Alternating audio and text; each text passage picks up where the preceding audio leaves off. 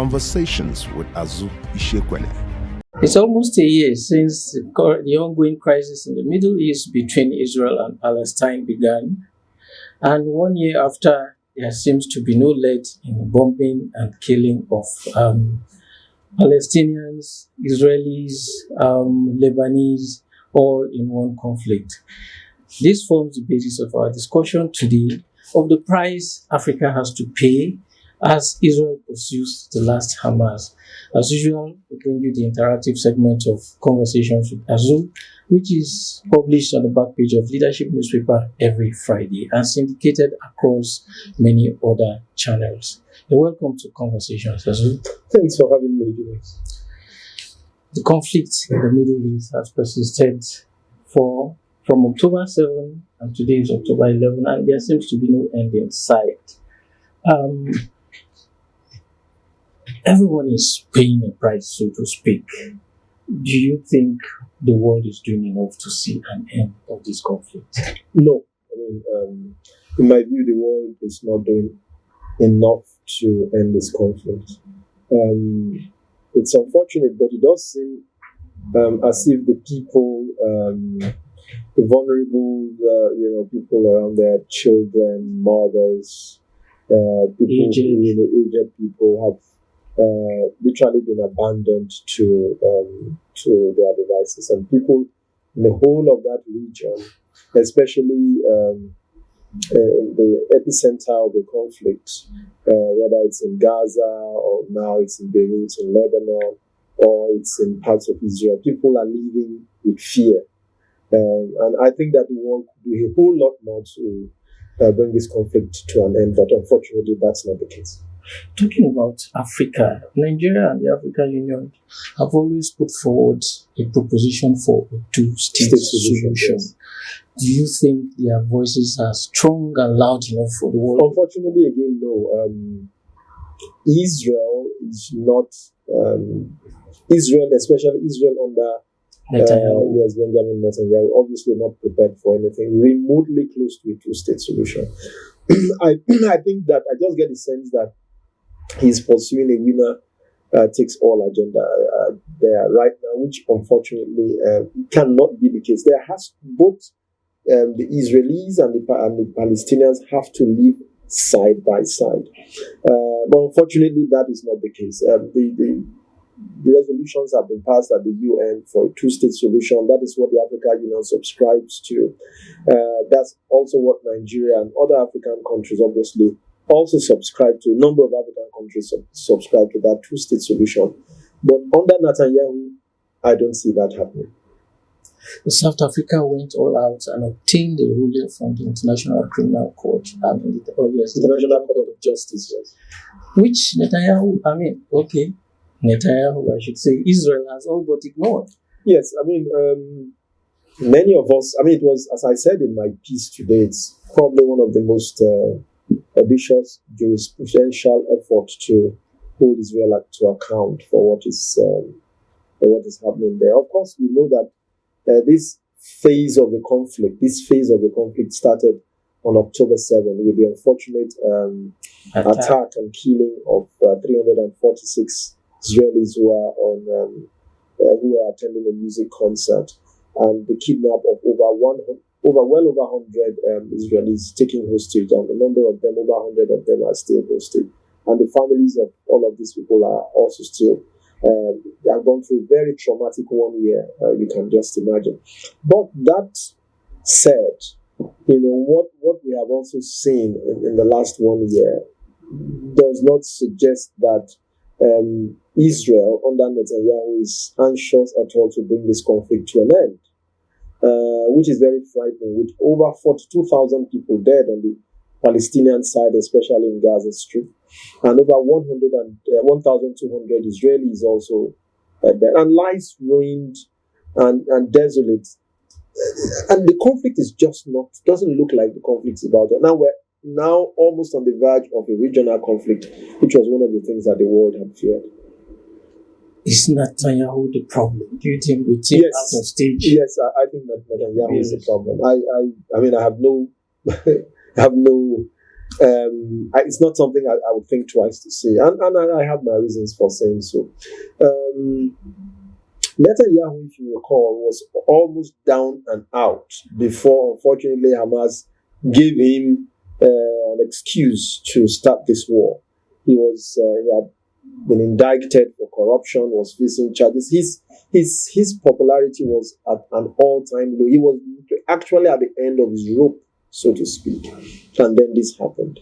So I think what has happened is that he has dragged the country into an unavoidable war, just to boost his own political fortune. Yes, I mean, which is really sad and unfortunate. I don't think that the extreme hardline position that Netanyahu has taken, refused to negotiate, refused to honor agreements when they have been reached. It's not helped at all.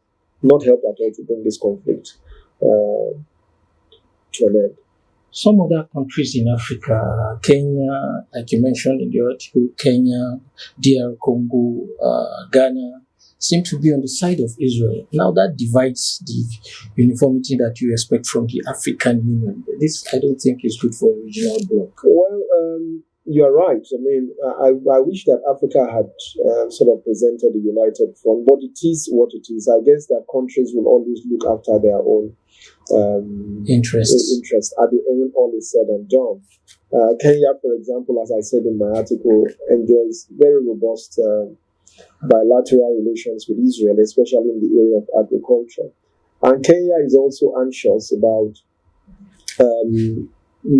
how Al-Shabaab is looking at this conflict, because it thinks that whatever takes the oxygen away from Al-Shabaab is good for Kenya. It makes Kenya safer. So that's understandable.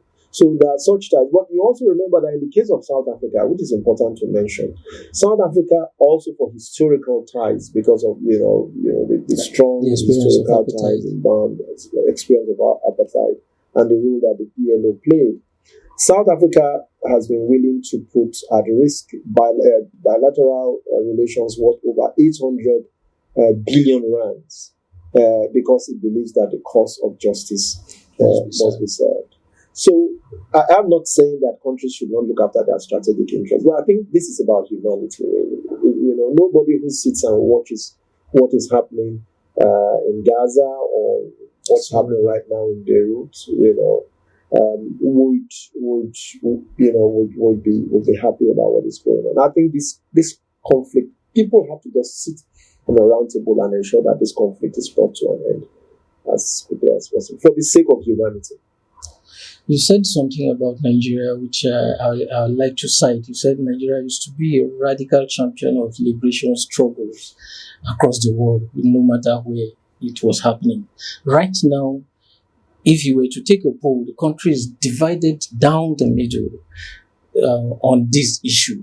Do you think... Yes, well, Nigeria is divided on this issue for a number of reasons. In my view, one of them being the makeup of the Nigerian population. Okay, so it's almost a 50-50 distribution of the population between Muslims and Christians.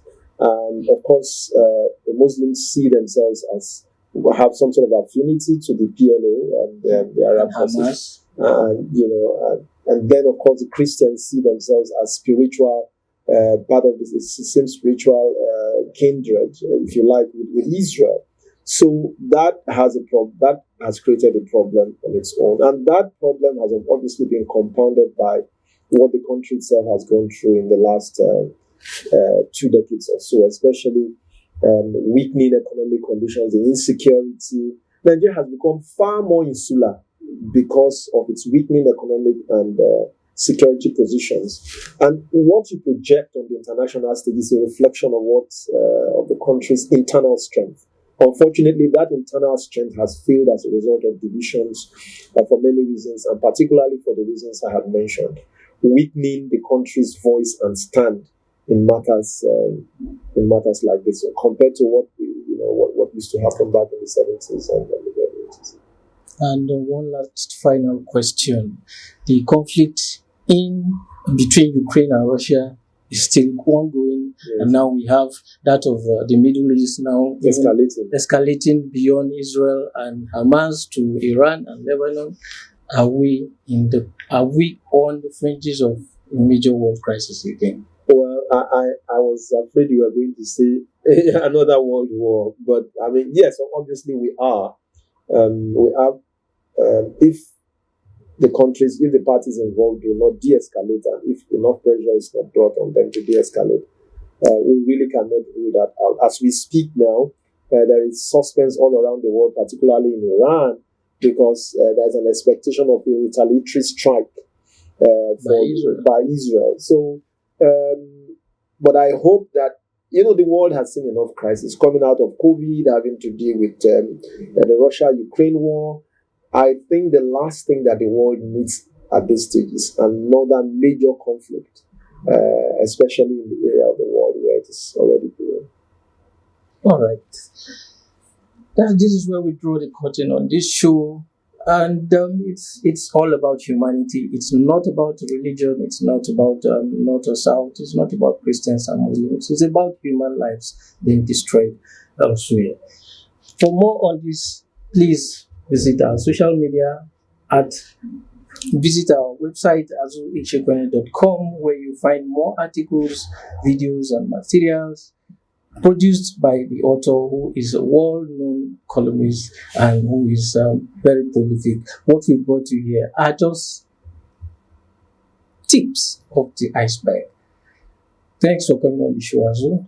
It's been my pleasure. Thanks for having me with us. Yeah. Conversations with Azu Ishekwene.